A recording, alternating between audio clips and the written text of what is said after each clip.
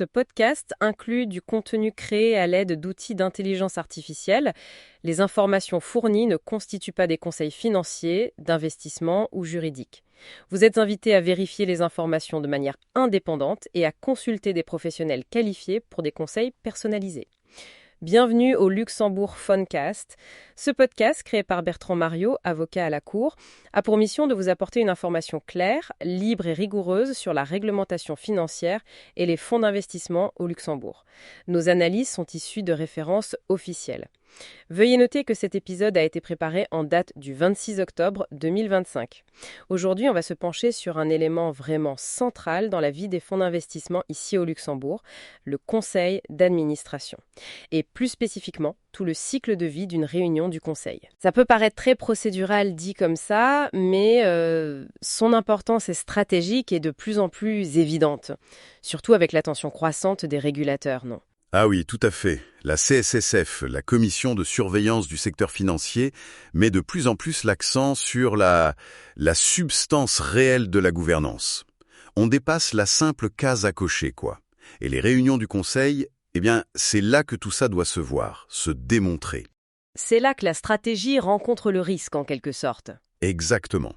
C'est là que les décisions importantes sont prises, débattues et surtout documentées. C'est fondamental. Donc notre objectif pour cette exploration, c'est de décortiquer tout ce processus. Depuis la préparation, l'ordre du jour, le fameux board pack, jusqu'à la réunion elle-même, comment on gère les débats, les conflits d'intérêts, et bien sûr la rédaction des procès-verbaux, la mémoire légale de tout ça. Sans oublier les aspects plus pratiques, voire commerciaux, du support à ces conseils. Oui, l'idée c'est de voir comment ces réunions, parfois vues comme une contrainte, peuvent devenir de vrais outils de pilotage. Des atouts stratégiques pour la gestion des risques aussi. C'est un parcours essentiel, oui. Et on voit émerger, ou plutôt se confirmer, un rôle de plus en plus central, celui du secrétaire général, le Corporate Secretary ou COSEC. Son rôle a, beaucoup changé. Il n'est plus juste celui qui prend des notes. Non, loin de là. On est passé d'une fonction très administrative à un rôle de véritable conseiller en gouvernance. Alors, commençons par le début, la phase avant la réunion. L'ordre du jour, on le voit souvent comme une simple liste de points, mais est-ce que ce n'est pas déjà là que se joue une partie essentielle de la qualité de la gouvernance ? Une sorte de première ligne de défense ? C'est une très bonne façon de le voir. Utiliser un modèle standard, un boilerplate, template, comme on dit souvent. Oui, le modèle type. Voilà. Ça, aujourd'hui, c'est prendre un risque. Un risque significatif. Les régulateurs, quand ils viennent contrôler, ils veulent voir la preuve que le conseil s'attaque au vrai sujet, aux enjeux spécifiques du fonds, de son marché, de son environnement. Donc un ordre du jour générique, ça peut envoyer un mauvais signal, genre on fait le minimum. Exactement. Ça peut suggérer une approche un peu superficielle, alors qu'un ordre du jour sur mesure, qui reflète les défis du moment, la volatilité, les nouvelles réglementations comme l'ISG, DORA pour la résilience numérique, la lutte anti-blanchiment, l'AML. Tous ces sujets qui sont d'ailleurs en tête des préoccupations des conseils si on en croit les études récentes, celles de 2024 et 2022 mentionnées dans nos sources. Tout à fait. Ces sujets réglementaires sont devenus incontournables. Il faut donc les intégrer de manière proactive et pas juste avec un point vague divers réglementaires. Le secrétaire général, en lien étroit avec le président du conseil, a vraiment un rôle clé pour structurer cet agenda. Comment, concrètement ? Déjà, en ayant des points permanents pertinents. Par exemple, mise à jour sur les risques clés, en incluant explicitement ESG, DORA, AML, mais surtout en transformant les points d'information en points de décision. Ah oui, un exemple ? Au lieu de juste information sur la politique ESG, on pourrait avoir approbation de la politique révisée de collecte des données ESG, ou alors discussion et décision sur le plan d'action suite à l'analyse d'écart DORA. Ça force le conseil à se positionner, à prendre une décision formelle. Ça oblige à une vraie délibération. Voilà. Et bien sûr, il faut s'assurer que l'agenda est cohérent avec les grands principes de bonne gouvernance, comme ceux du code de conduite de l'ALFI. Je pense notamment au principe 7 sur la gestion des risques ou au principe 8 sur les conflits d'intérêts. D'accord. L'ordre du jour, c'est le plan de match. Mais pour jouer, il faut le ballon. L'information, c'est le rôle du board pack. Mais comment éviter que ça devienne juste une masse de documents indigestes ? On sait que le temps de lecture est limité. C'est un vrai défi. Les sources indiquaient déjà plus de 4 heures de revue par administrateur en 2022. Si le pack est mal fait, trop dense, pas clair, eh bien, les administrateurs risquent de ne pas être bien préparés. Et la qualité des discussions s'en ressentira. Donc le board pack, ça doit être plus qu'une simple compilation. Absolument. Ce n'est pas une accumulation de données brutes. Ça doit être un récit structuré, un guide pour la réflexion du conseil, orienté vers les décisions à prendre. Alors qu'est-ce qu'on y met? Au-delà des classiques, ordre du jour final, PV précédent, suivi des actions, rapport financier, de gestion, et surtout comment on l'organise pour que ce soit efficace? La clé, c'est clarté et concision. Déjà, la bonne pratique, c'est de le distribuer bien en amont, au moins une semaine avant la réunion. Ça laisse le temps. Une semaine, oui. Ensuite, et c'est essentiel, chaque document devrait avoir un résumé exécutif, très clair. Et surtout, indiquer l'objectif. Pour décision, pour discussion, pour information. Ça aide énormément les administrateurs à prioriser leur lecture, à savoir où concentrer leur attention. Le secrétaire général joue un rôle de filtre, de stratège de l'information en quelque sorte. C'est exactement ça. Il veille à la pertinence, à la cohérence, à la lisibilité. Il est le gardien de la qualité de l'information fournie au conseil. Et d'ailleurs, l'utilisation de plateformes numériques sécurisées aide beaucoup pour ça. Pour la distribution, le contrôle d'accès, la confidentialité. Et ça s'inscrit aussi dans la logique de DORA sur la sécurité. D'accord. Le plan est fait, l'info est prête, il faut maintenant convoquer la réunion. Un aspect très formel, mais j'imagine essentiel pour que les décisions soient valides. Quelles sont les règles de base? Oui, l'intégrité de la procédure commence dès la convocation. La référence principale, c'est la loi de 1915 sur les sociétés commerciales. Pour une SA, une société anonyme, il faut notifier tous les administrateurs. La lettre recommandée est une option, mais l'image est souvent acceptée si c'est prévu ou si tout le monde est d'accord. Et puis, il y a cette notion de quorum. Le quorum, oui. C'est le nombre minimum d'administrateurs qui doivent être présents ou représentés pour que le Conseil puisse valablement délibérer. L'article 444-4 de la loi donne un seuil par défaut pour les SA, la moitié des membres. Mais attention, il faut absolument vérifier les statuts de la société, souvent ils sont plus stricts. Et la loi a été modernisée, elle permet la participation à distance maintenant. C'est bien ça? Tout à fait. L'article 444-4, paragraphe 3, le permet explicitement. Visioconférence, audioconférence. Sauf si les statuts l'interdisent. Et point très important, ceux qui participent à distance comptent pour le quorum et pour les votes, comme s'ils étaient présents physiquement. Mais ça doit poser de nouvelles questions de gouvernance, non? Comment on s'assure que la personne vote librement, sans influence à côté? Comment on gère la sécurité des échanges, des documents partagés? Vous mettez le doigt dessus. C'est là que le rôle du COSEC devient encore plus important. Au-delà du respect de la lettre de la loi, il faut mettre en place des protocoles clairs et solides pour ces réunions virtuelles ou hybrides. Une politique de réunion virtuelle, ça devient une très bonne pratique pour cadrer les aspects techniques, la sécurité, le déroulement, et garantir que la gouvernance reste efficace, même à distance. On arrive maintenant au cœur du réacteur, la réunion elle-même.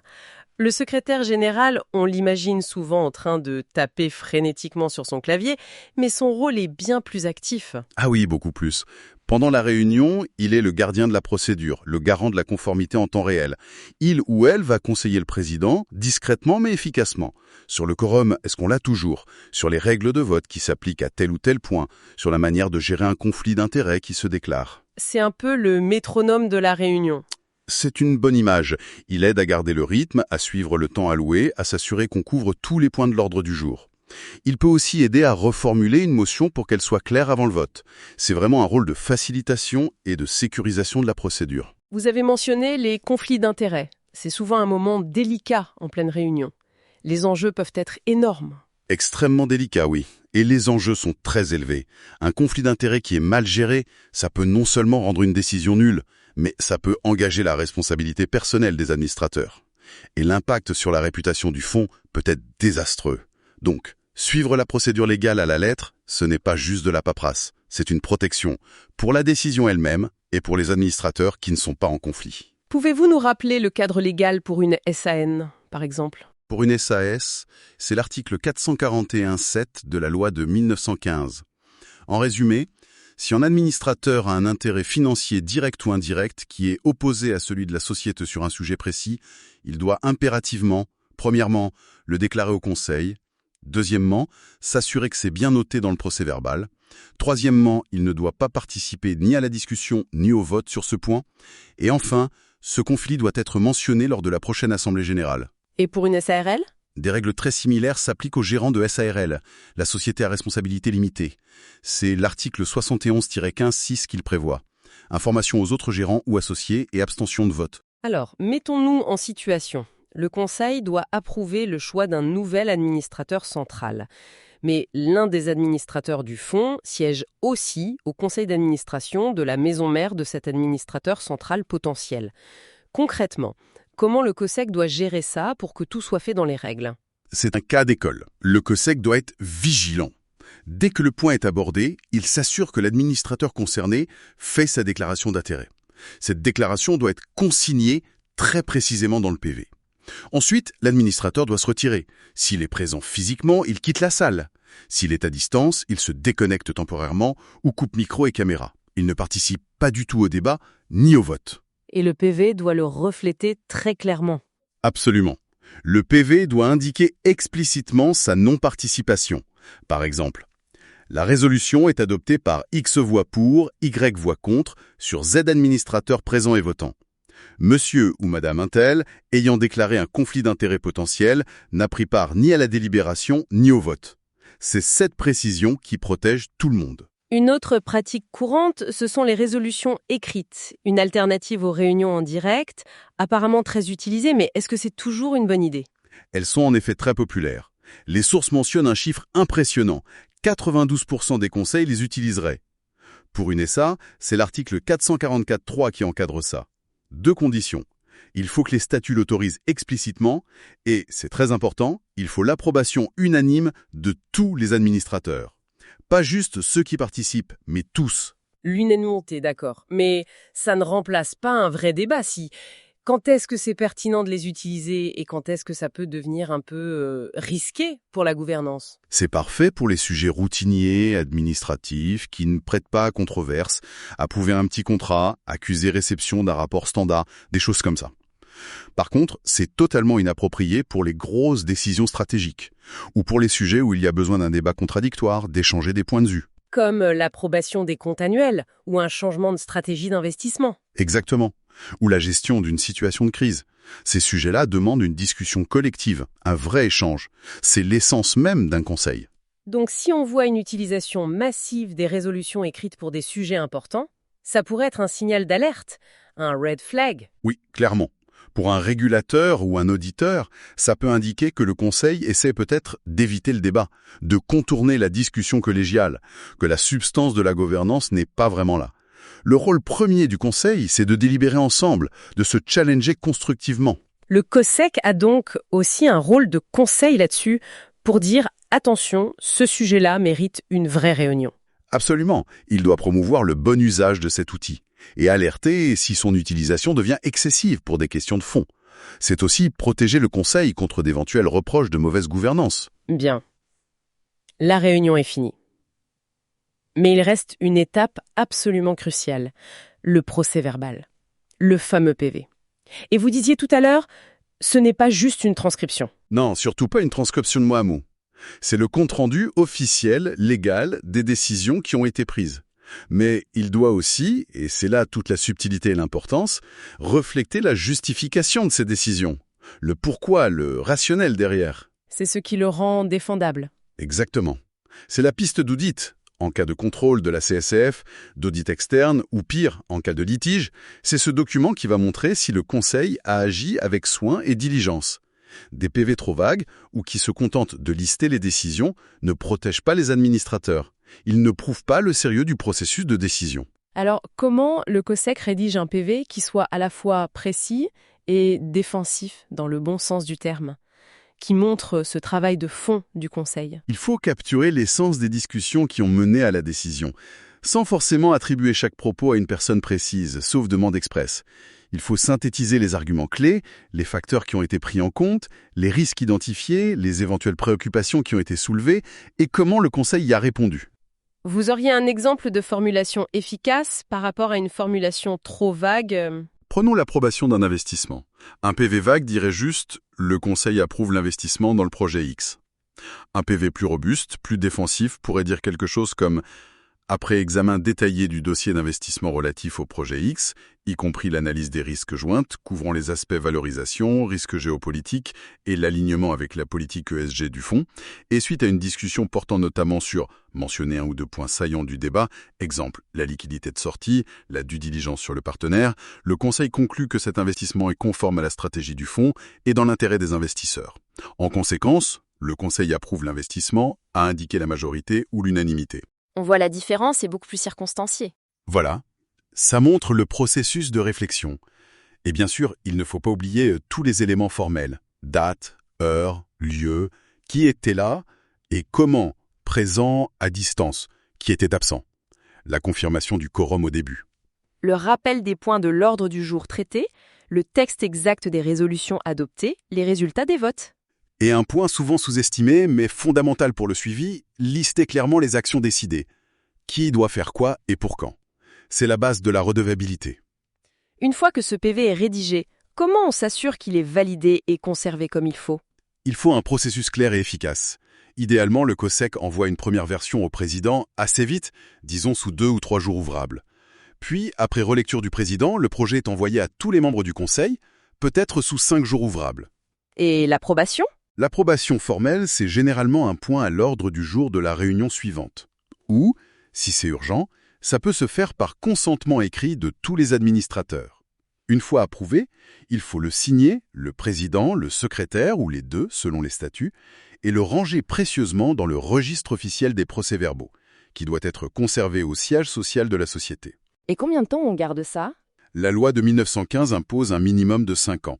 Mais franchement, pour des entités régulées comme les fonds d'investissement, la bonne pratique, c'est de les conserver de manière permanente. C'est la mémoire de la société. Très clair. Changeons un peu de perspective maintenant pour aborder l'aspect plus business de tout ça. Le support au conseil, le secrétariat général, c'est aussi un service qui a un coût. Comment ça se tarife en général ? C'est une bonne question. La tarification, c'est souvent le reflet de la valeur que le prestataire pense apporter, et aussi du niveau de risque qu'il aide à gérer ou qu'il prend en charge. Le choix du prestataire, ce n'est pas juste comparer des prix, c'est une décision stratégique. Un service très bon marché va peut-être se limiter au strict minimum légal, laissant une bonne partie du risque de gouvernance chez le client. Alors qu'un service plus cher va sans doute mettre en avant une expertise plus pointue, un conseil plus proactif, une forme de partenariat dans la gestion des risques, ce qui justifie des honoraires plus élevés. Quels sont les modèles de prix qu'on voit le plus souvent au Luxembourg ? Il y en a principalement 3. On a le forfait par réunion, pour des besoins ponctuels. Ça peut aller, disons, de 1 500 € à plus de 5 000 € selon la complexité. Ensuite, il y a le forfait annuel, le retainer. C'est très courant pour les mandats réguliers. Ça couvre un certain nombre de réunions standards, les dépôts légaux annuels, etc. Là, la fourchette est très large. Ça peut démarrer autour de 15 000 € par an, mais grimper bien au-delà de 100 000 € pour des structures complexes, très régulées, avec beaucoup de réunions. Ça dépend de beaucoup de facteurs. Oui, complexité du fonds, statut, OPCVM, FIA, fréquence des réunions, besoins spécifiques, et enfin, il y a la facturation au temps passé. C'est plutôt pour des missions exceptionnelles. Une restructuration, une fusion, une liquidation. Les taux horaires pour des profils seniors peuvent aller de 250 € à plus de 600 € de l'heure. Du coup, négocier le contrat de service, le SLA, Service Level Agreement, ça devient vraiment important pour savoir ce qui est inclus ou pas. Quels sont les points sur lesquels il faut être vigilant ? Ah oui, un SLA bien ficelé, c'est la base d'une bonne relation. Les points clés à discuter, c'est d'abord le périmètre exact des services. Est-ce que la rédaction stratégique de l'ordre du jour est comprise ? Le suivi proactif des actions décidées. Ensuite, les niveaux de service. Quels sont les délais promis pour recevoir le projet de PV ? Pour la distribution du board pack, il faut des objectifs mesurables. Et les questions de responsabilité. J'imagine que c'est un point sensible. Très sensible. La clause de responsabilité et d'indemnisation est souvent très négociée. Quel est le plafond de responsabilité du prestataire ? Souvent un multiple de ses honoraires annuels. Y a-t-il des exceptions pour fautes lourdes ou intentionnelles ? Et enfin, bien sûr, les conditions de fin de contrat. Préavis, motif de résiliation immédiate en cas de manquement grave. Si on devait synthétiser la proposition de valeur d'un service de COSEC aujourd'hui, qu'est-ce qui fait la différence au-delà de l'administration efficace ? Je pense que le vrai différenciateur, c'est de se positionner comme un partenaire stratégique en gouvernance. Ça passe par plusieurs choses. Une veille réglementaire proactive, anticipée, conseillée, pas juste exécutée. L'efficacité grâce à la technologie, utiliser des plateformes modernes et sécurisées, intégrer la gouvernance dans une approche globale de gestion des risques du fonds, en soutien de l'AFM et du conseil. Et enfin, une vraie capacité à faciliter les réunions, même complexes, à gérer des personnalités, pour arriver à des décisions claires et bien fondées. Pour conclure notre discussion très riche, on voit bien que ce rôle de secrétaire général et toute la gestion du cycle de vie des réunions du Conseil, ça a pris une dimension beaucoup plus stratégique qu'avant. Ce n'est plus juste un événement ponctuel dans l'année. Non, c'est vraiment un maillon clé dans un cycle continu de gouvernance. Le cadre législatif luxembourgeois offre de la flexibilité, mais il demande aussi une diligence de plus en plus forte. Le COSEC performant aujourd'hui, c'est un stratège, un facilitateur, quelqu'un qui aide à anticiper et à atténuer les risques. C'est un conseiller de confiance pour le conseil d'administration. Sa valeur ajoutée est devenue indéniable, surtout dans ce contexte de surveillance réglementaire accrue et de responsabilité des administrateurs qui ne cessent de grandir. C'est devenu un partenaire essentiel pour aider les fonds à naviguer cette complexité, pour assurer une gouvernance qui soit non seulement conforme, mais qui soit aussi un facteur de performance et de solidité. Un gage de confiance aussi pour les investisseurs. Absolument. D'ailleurs, pour celles et ceux qui voudraient un aperçu rapide, on a inclus dans les notes de cet épisode un tableau qui compare certains mécanismes clés de gouvernance entre les formes de sociétés les plus courantes, SAS, SARL, et les sociétés en commandite, SCA ou SSP. Ça reprend des points qu'on a discutés, le quorum, les résolutions écrites, les conflits d'intérêts. En rappelant que pour les sociétés en commandite, c'est souvent le pacte social, le fameux LPA, Limited Partnership Agreement, qui dicte les règles. Exactement. Les règles sont plus contractuelles. Et dans tous les cas, ce sont les documents constitutifs spécifiques, statut ou LPA, qui font foi. Et pour terminer, peut-être une question à laisser en suspens pour nos auditeurs. Au-delà de la conformité, au-delà de la gestion des risques, comment cette fonction de secrétariat général, quand elle est vraiment exercée de façon stratégique, peut-elle activement contribuer à la performance globale et à la résilience d'un fonds d'investissement aujourd'hui ? Voilà une réflexion qui montre bien, je crois, toute l'importance de ce rôle. Merci de nous avoir écoutés. Pour soutenir notre travail, abonnez-vous sur Spotify, Apple Podcasts, où une note 5 étoiles nous aiderait beaucoup, et sur notre chaîne YouTube Bertrand Mariot Avocat. Suivez et connectez-vous avec Bertrand Mariot sur LinkedIn. Vos commentaires et likes y sont également les bienvenus. Retrouvez le lien vers notre podcast en anglais dans la description. À bientôt sur le Luxembourg Fancast.